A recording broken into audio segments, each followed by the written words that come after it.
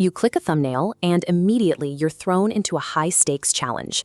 The pacing is relentless, the cuts are flawless, and the entertainment feels effortless. Step outside the camera's frame, and that illusion collapses. Instead of a carefree creator, you find Jimmy Donaldson trapped inside a dark control room, eyes darting across hundreds of live security feeds, while alarms blare over a sudden production crisis.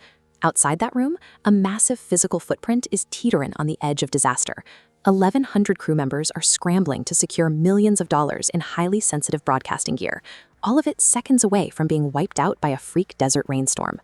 Most people picture top creators walking around with a single camera on a selfie stick, filming casual vlogs with their friends. But capturing 5 flawless minutes of audience retention requires engineering a physical, logistical machine that dwarfs the daily operations of a traditional Hollywood studio. The blueprint for this machine was drafted years ago by a teenager confined to his bedroom. Sidelined from playing baseball by the onset of Crohn's disease, Jimmy spent his isolation reverse engineering the specific data points that dictated why certain videos lived or died. His early experiments were grueling tests of endurance. By sitting in a chair and recording himself counting all the way to 100,000 over 40 continuous hours, he proved a specific theory. Sheer, uninterrupted human willpower directly translates into viewership.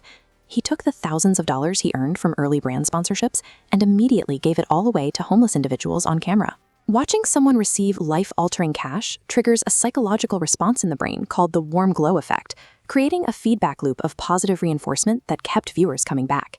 This chart shows the battleground for a creator's survival. While a standard retention curve suffers a massive 50% drop-off within the first minute, his team uses no-clutter thumbnails and immediate delivery on the video's core promise to stabilize the audience before they can look away. Once the viewer is hooked, the narrative pacing accelerates into what his team calls the crazy progression phase. Between minute 1 and minute 3, the story velocity ramps up, throwing new stakes and environments at the screen to lock viewer involvement.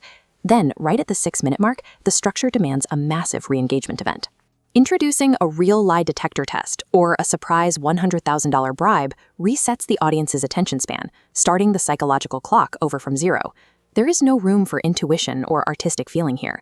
Every second is engineered, treating human attention as a quantifiable science. Mapping out human psychology on paper is the easy part. To actually deliver on those escalating stakes for the viewer requires mobilizing massive physical resources in reality.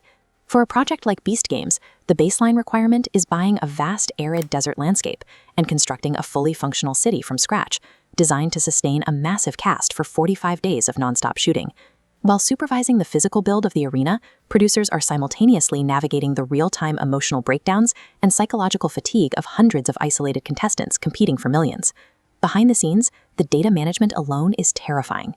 The crew runs 43 cinema cameras, monitors 300 live feeds, generating petabytes of raw footage, while technicians literally fan the servers by hand to prevent a catastrophic overheat. And when a freak lightning storm halts production and threatens the safety of everyone on set, the team has to execute an on-the-fly, legally compliant rewrite of the physical games in a matter of hours just to prevent a total production collapse. The psychological blueprints of the algorithm are entirely useless without the grueling multi-million-dollar brute force required to drag those concepts into the real world. That same brute force methodology applies off-camera as well.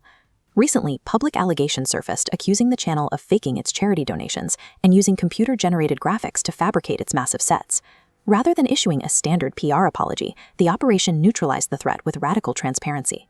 They published their fully audited financial records for anyone to examine, providing a mathematical defense for their philanthropic work. Having survived the largest crisis of his career, the metric for success shifted. He is no longer competing against other digital creators.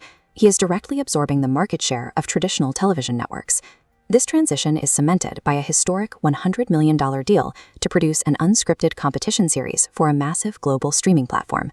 The world's most dominant media machine is the product of a once shy teenager who initially couldn't even speak in public. Viral success is rarely an accident.